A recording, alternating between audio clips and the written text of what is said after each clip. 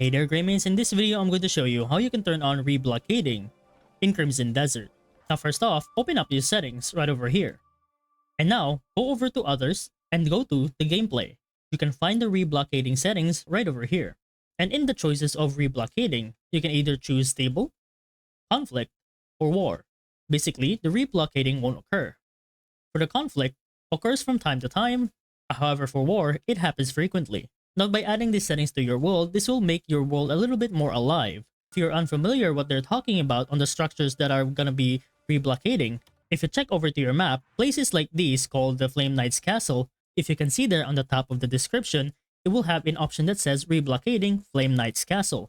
Basically, even if you conquer this area, once enough time passes in the world, this will pretty much go back to being blockaded. Or to put it simply, the symbol will then turn red. This place right here, the Riverward Outpost, I already conquered this for the very first time when I just started the game. However, once I've opened up the re-blockading on the settings, this has been taken over once again. Meaning I have to conquer this once again to send out dispatch missions. And that's pretty much about it on how to turn on re-blockading in Crimson Desert.